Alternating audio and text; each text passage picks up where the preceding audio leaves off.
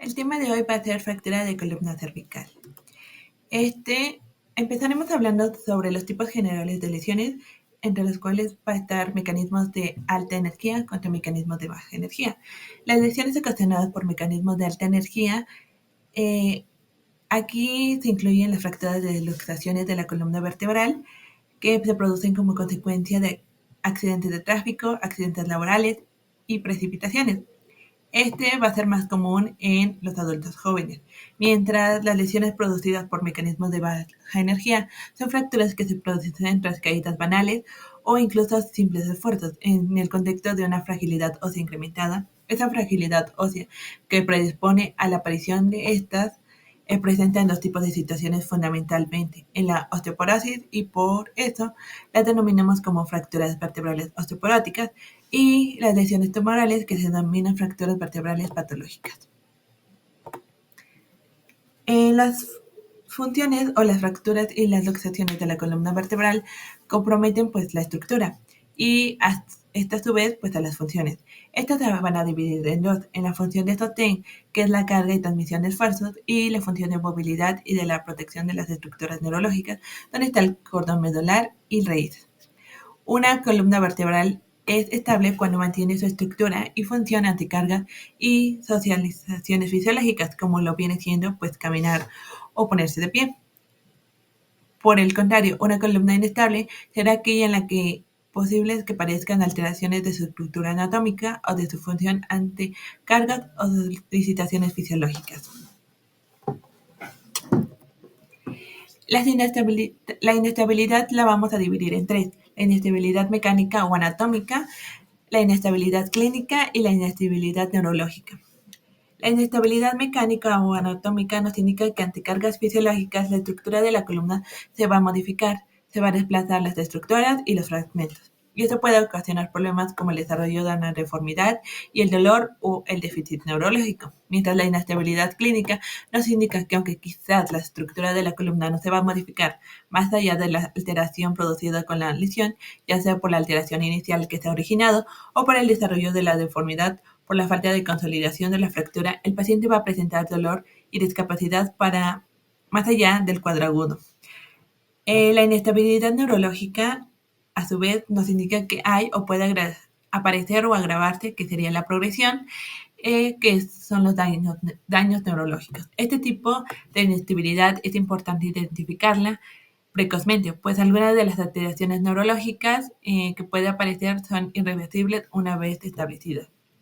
Identificar aquellas lesiones inestables y, por tanto, establecer un tratamiento adecuado redundará en obtener un buen resultado. Para ello se debe tener en cuenta dos puntos: el mecanismo de lesión y la energía traumática, ya que a mayor energía la lesión sería más grave. Las mediciones radiológicas también nos pueden ayudar, como en el caso del raquis cervical, pues esto nos indica o son indicadores de lesiones potencialmente inestables. Entre los puntos de mediciones radiológicas en general, vamos a tener las traslaciones mayores de 3.5 milímetros, la angulación entre las espinas mayores de 11 grados, el aumento de los espacios retrofaringios, la distancia de las aclantoxoidea mayor de 3.5 milímetros y las alteraciones de líneas de delimitación de las estructuras. La luxación aclanto-occipital va a tener unas medidas que va a ser la distancia entre el foramen y odontoides, que va a ser mayor a 5 milímetros en proyecciones laterales. También para la luxación aclanto-occipital se maneja el índice de Power, que se obtiene al dividir la distancia del pasión al arco posterior del atlas entre la distancia del opistion al arco anterior del atlas. Se considera que existe una luxación cuando este índice sea mayor a 1.15. En las luxaciones aclanto-oxoideas vamos a tener al intervalo aclanto-oxoideo, que es el aumento de la distancia entre la apófisis odontoides y el margen posterior del arco anterior de C1. Se considera normal si esta distancia es menor a 5 milímetros en los adultos y si es menor a 5 milímetros en niños. Las fracturas vertebrales vamos a tener que tener en cuenta dos puntos importantes. La línea espinal laminar anterior, que es la línea que se traza entre las corticales anteriores de las láminas del atlas, del axis y de C3. Todos estos puntos de referencia deben encontrarse a una distancia entre las líneas no superior a 1 o 2 milímetros. También existen las líneas de Wackenheim y se traza dibujando una línea recta en la prolongación caudal del clivo hacia la columna cervical superior. La punta de la odontoides no puede encontrarse a más de 1 o 2 milímetros de esta línea.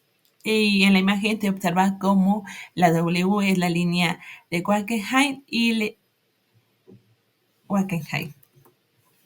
Ahora, finalmente podemos utilizar un sistema de clasificación para las fracturas vertebrales, como lo viene siendo el cirujano ortopédico americano Dennis. Propuso la división de la columna vertebral en tres partes o columnas: la columna anterior, la columna media y la columna posterior. La columna anterior va a estar o está arraigado por la parte anterior del cuerpo vertebral, el ligamento vertebral común anterior. En la columna media va a estar la parte más posterior del cuerpo vertebral, que es el muro posterior, y el ligamento vertebral común posterior. Y en la columna posterior se va a verga el arco vertebral posterior, las articulaciones, las láminas, la apófisis transversa y la apófisis espinosa. Cuando la lesión afecta a una sola columna, se trata de una lesión estable, mientras que si afecta de las tres columnas, será la situación de mayor inestabilidad y gravedad. Cuando afecta dos de estas, normalmente se dice que puede ser tanto inestable como estable, pero en la mayoría de los casos, esta va a ser inestable. Los mecanismos de lesión se va a dividir en cuatro: la flexión, la compresión, la hiperextensión y la flexión-hiperextensión. La flexión es el mecanismo que quizás es más frecuente aplicado en las lesiones vertebrales, ya que la energía da lugar a la fractura por compresión del cuerpo vertebral, fundamentalmente en su segmento anterior o lateral, como se ve en la imagen, y dependiendo esta de la dirección. La comprensión es, pues, el propio eje de la columna vertebral es la carga y pues de alguna manera ocasiona un colapso del cuerpo vertebral que puede fragmentarlo como desplazamiento de los fragmentos hacia el canal vertebral. La hipertensión produce daños inicialmente en el segmento anterior, con ruptura del ligamento vertebral común anterior y fracturas por avulsión de la parte anterior del cuerpo vertebral, y estos pueden añadir lesiones de las espinosas y las láminas por compresión. La flexión hiperextensión es un mecanismo típico de aceleración-desaceleración brusca que sucede cuando la inercia del segmento superior a la lesión da lugar a un rebote en sentido. Y pues de alguna manera vamos a hablar sobre las fracturas y luxaciones, ya que sabemos cómo es el mecanismo. Vamos a dividir estas como las fracturas y luxaciones del raquis cervical y las fracturas del raquis toracolumbar, en la cual nosotros vamos a denotar va a ser la fractura y luxaciones del raquis cervical, tanto del raquis cervical alto como el raquis cervical bajo. La fractura del raquis cervical alto abarca lo que denominamos la charnela occipito-cervical, formado por los cóndilos del occipital y las vértebras atlas y C1 y el axis o C2. Mientras que las fracturas del raquis cervical bajo asientan entre la vértebra C3 hasta la C7.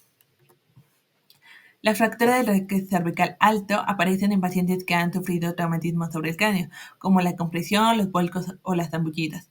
También la caída de objetos sobre la cabeza y, como ya vimos los mecanismos de lesión, esta se va a dar por mecanismos de flexión-extensión. El paciente con dolor cervical alto, heridas de cráneo y traumatismo de analgesia, hay que pensar que pues uno de las siguientes lesiones, porque entre los cuales el raquis cervical alto abarca va a ser la inestabilidad atlanto-occipital o atlantoaxial, la fractura del Jefferson o estallido del atlas, la fractura del odontoides y la fractura de los pedículos del axis o fractura del ahorcado. La clasificación de lesiones traumáticas occipito-atlantoideas va a ser muy grande, ya que abarca tanto las luxaciones occipitoaclantoideas de tipo 3, de desplazamiento anterior, de la longitudinal y del posterior.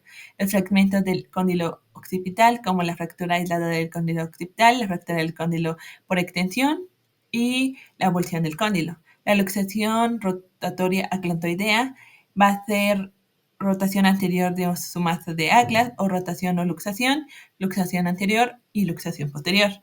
La ruptura del ligamento transverso del Atlas va a ser por tipo de ruptura medial del ligamento transverso y desinserción o fractura del tubérculo de la inserción al Atlas del ligamento transverso. La fractura del Atlas va a ser más extensa ya que va a tener 7 tipos, del tipo A al tipo G, con la fractura del arco anterior une o bilateral, la fractura del arco posterior une o bilateral igualmente, la fractura simple de una masa lateral del Atlas, la fractura conminuta de una masa lateral del Atlas, la fractura bilateral de los arcos anteriores y posteriores y las fracturas lineales de cruzados del arco anterior y posterior.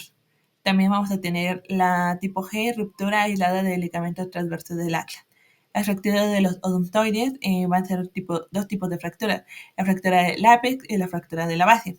La fractura de los pedículos del axis se van a dividir en 4 tipos. Esta va a definir si es menor de 3 milímetros del desplazamiento, mayor si es de 3 milímetros de separación y angulación, mayor de 3 milímetros de separación y angulación, pero que sea C2, C3 mayor a 11 grados y tipo 4, luxación total de C2 y C3. Las fracturas del cuerpo del axis vamos a tener 3 tipos, la fractura coronal, la sagital y la transversa, las fracturas crónicas como múltiples posibilidades y al igual que las fracturas asociadas. Dentro de las luxaciones occipitoaclantoideas va a ser, o históricamente se denota que esta va a ser una entidad rara, pero en la práctica y los artículos se ha demostrado que es más frecuente de lo que se piensa. Esta va a tener trastornos con mayor movilidad neurológica y un alto grado de mortalidad.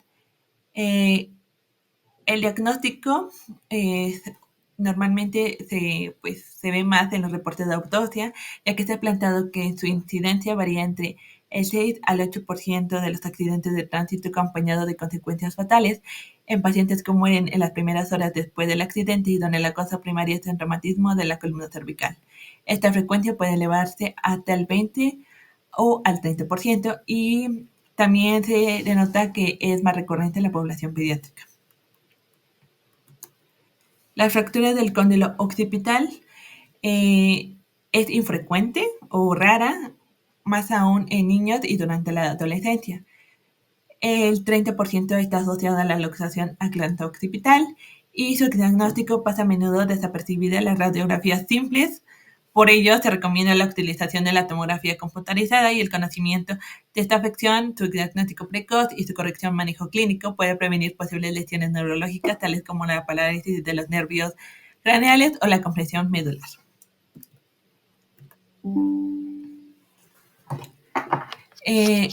También tendremos a la fractura del Atlas, que este va a ser infrecuente. La lesión es única en el 50% de los casos, una lesión medular rara y los síntomas van a ser presentes como espasmos de los músculos cervicales, dolor del cuello, disminución del rango de movimiento y el hinchazón retrofaringeo que puede causar disfagia. La luxación rotacional aclantoaxial es más frecuente en la tortícolis del niño. Sus síntomas va a ser por tortícolis, dolor suboccipital, limitaciones de movimientos rotacionales y sus radiografías vamos a presentar edema espacio retrofaríngeo. En este segmento cervical alto, el gran tamaño del canal cervical hace que las lesiones neurológicas no sean frecuentes y el diagnóstico se establece en la radiografía simple, como ya se mencionó, y especialmente en la tomografía computarizada. Para el tratamiento de las luxaciones rotacionales aclantoaxiales se utiliza la inmovilización y en ciertos casos los osteosíntesis según sea el caso del paciente. Las fracturas del raquis de cervical bajo, por su parte, se producen desde las luxaciones de una o de dos articulaciones facetarias, fracturas del cuerpo, fracturas de las apófisis espinosas y las láminas, así como otras lesiones como la hernia discal, traumática y el esguince cervical.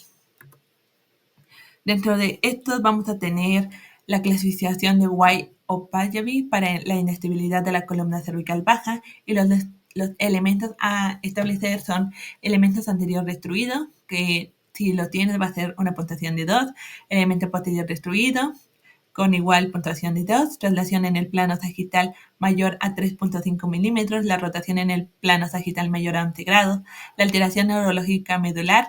Todos estos ya antes mencionados van a tener una puntuación de 2, mientras que la alteración radicular es de 1 y el pinzamiento de escala normal va a ser de 1. El total de 5 más puntos nos va a tener una fractura inestable. Para la evaluación inicial, con frecuencia se denota que las lesiones acontecidas dentro del cuadro va a ser politraumatismo. Dentro de una manera general, hay que asumir que la existencia de una lesión vertebral, especialmente cervical, hasta que no se demuestre lo contrario. Por ello, todas las maniobras de asistencia, como la apertura de vía aérea o intubación, se realizan por protección cervical, como el collarín rígido, los dispositivos de inmovilización cervical o manualmente, y del conjunto de columna vertebral, que es la alineación, tracción suave en el eje, inmovilización en el bloque y la tabla espinal. Es importante tener en presente que este tipo de pacientes debe tener lesiones craneoencefálicas, torácicas y abdominales potencialmente letales. Además, entre un 5 al 20% de los pacientes con lesiones vertebrales tienen lesiones vertebrales a otros niveles que deben ser buscadas. La inspección de toda la columna y la palpación cuidadosa de la espinosa puede poner la manifestación zonas dolorosas que nos ayudan con el diagnóstico, así como heridas, erosiones, contusiones o hematomas presentes. En el paciente consciente, él mismo nos informará del mecanismo de lesión, mientras que en el paciente inconsciente recurrir a la inspección y el empleo de pruebas de imagen. La radiología es simple, como recordar ya antes mencionado, va a existir dos proyecciones, la anteroposterior y la lateral. La anteroposterior vamos a observar la alineación vertebral, situaciones de las estructuras, y la lateral vamos a ver a altura del cuerpo vertebral ocurrió el traumatismo, y la congruencia de las articulaciones o una desviación de las apófisis espinosas si es que esta se encuentra presente. En la columna cervical es obligatoria que la imagen abarque desde la base del cráneo hasta el cuerpo de T1. Debemos de prestar atención a las líneas imaginarias que delimitan el espacio prevertebral, como ya antes se ha mencionado, ya que el ligamento vertebral común, anterior y posterior, así como la línea que discurre la base de la espinosa, deben estar homogéneas, sin saltos, ni escalones, ni cambios de dirección. En el tratamiento médico general, paciente traumatizado, en primer lugar hay que asegurar la vía aérea, después vamos a asegurar la respiración o la oxigenación si esto tiene, la estabilidad hemodinámica como el control de sangre, reposición del volumen. Es decir, se debe de proceder a la estabilidad del paciente a la vez que se realizan diagnósticos de las lesiones, evitando agravar la situación. Muchos de estos pacientes requieren cuidados médicos intensivos y prolongados que eviten la mortalidad secundaria o su agravamiento. El control y mantenimiento de las constantes vitales, la prevención y tratamiento del síndrome de respuesta inflamatoria como es SIR, la analgesia, la profilaxia antitrombótica y antibiótica, y las lesiones asociadas como el traumatismo craneoencefálico, torácico, abdominal y de los miembros. Es necesario el diagnóstico y el tratamiento de estos. Entre los mecanismos mencionados vamos a tener a metilprednisolona, si este es agudo, menor a 8 horas, con una lesión medular o dosis inicial de 30 miligramos por kilogramo en 15 minutos y continuar a 5.4 miligramos por kilogramo por hora. A las 24 horas si es menor de 3 horas y a las 48 horas si es de 3 a 8 horas. Si es mayor a 8 horas no se va a administrar. Las contraindicaciones para la medicación va a ser heridas penetrantes, el embarazo que sea menor de 13 años, así como una diabetes inestable. Recordar que también existe el tratamiento no quirúrgico y el quirúrgico. Dentro del no quirúrgico incluye el ingreso hospitalario con reposo en cama hasta estabilización clínica, administración de analgesia, vigilar a estos pacientes en las primeras horas y el uso de dispositivos más livianos como el collarín rígido tipo Filadelfia y el SAUMI, que es un soporte occipitomentoniano. Y a su vez podemos tener dispositivos más complejos como lo es el halo chaleco. El tratamiento quirúrgico, a su vez, vamos a tener varios, como dependiendo mucho el tipo de situación o traumatismo cervical que tengamos, como lo viene siendo la artrodosis transarticular posterior, el atornillado anterior de los odontoides, la fijación interlaminar C1, C2, la fijación occipitocervical y la fijación interfatestaria C2, C3, entre muchas más. Vamos a tener en cuenta dos tipos de abordajes. El tratamiento quirúrgico consiste en reducir una vértebra cervical fracturada y fijar la misma con una inmediata superior e inferior, anulando la movilidad del disco que hay entre ellas, y esto permite que la fractura consolide en una posición correcta sin generar deformidad en la columna. El abordaje anterior, en el cual se realiza con una incisión de 4 a 5 centímetros en la parte lateral anterior del cuello, y pues esta misma se retira en el cuerpo vertebral fracturado o se descomprime la médula en caso de compromiso de la misma y se implanta una caja rellena de injerto de huesos junto a una placa atornillada. Y ahorita pondré un video de esto. Y después va a ser la vía posterior, que se realiza a través de una incisión de la zona posterior del cuello y se implantan tornillos en la masa lateral de la vértebra, los cuales se unen por unas varas y en este caso también se coloca injerto en la parte posterior. Entonces, para la columna cervical tenemos abordajes anteriores como abordajes posteriores. El abordaje anterior convencional es el que vemos acá en la imagen A. Pues el tamaño de la incisión va dependiendo pues de lo que, de la parte que vamos a instrumentar y de lo que necesitemos exponer. Pero la idea en general es hacer la incisión anterior al esternocleidomastoideo y de ahí pues vamos buscando el espacio entre la tráquea, la tiroides y el esternocleidomastoideo y los grandes vasos hasta llegar a la columna vertebral, como lo vemos aquí en la parte de abajo. Obviamente teniendo cuidado con los grandes vasos y con el esófago, pues que están todos ahí pues, pegados, porque esta de acá que está, este es el esófago, está la tráquea, la tiroides y el cuerpo vertebral por la vía anterior. Fijaciones tenemos anteriores, posteriores, tenemos en el caso de las anteriores para la columna cervical, pero la praxial, para C1 y C2 tenemos esta fijación que va a ser desde las masas laterales hacia superior y lateral hacia C1, pues ubicándola desde la vía anterior y otra vía que ya es una artrodesis de la vía por vía anterior de los cuerpos vertebrales. El abordaje posterior de la columna cervical se va por la línea media, se disecan los músculos paravertebrales hasta encontrar las apófisis espinosas y de ahí se disecan entonces las apófisis transversas para encontrar los cuerpos, las apófisis transversas y los pedículos y las masas laterales de las vértebras cervicales subaxiales, que sería en este momento la indicación, y pues disecaríamos solamente de C5 y C6, que serían como los niveles a intervenir en este caso. Y aquí estaría la fijación para vía posterior de C1 y C2, que también la tenemos disponible, y la fijación subaxial con las masas laterales, que es una fijación que es más estable y más rígida y que produce mucho mayor estabilidad que para poder pasar los tornillos por los pedículos. Es muchísimo más estable colocarlos en las masas laterales y esta es la localización de los tornillos de manera lateral y hacia proximal. Nos dio pues, estas serían las radiografías posoperatorias de nuestro paciente, con el abordaje posterior con una fijación por vía posterior. a las masas laterales. Vamos a tener la artrodesis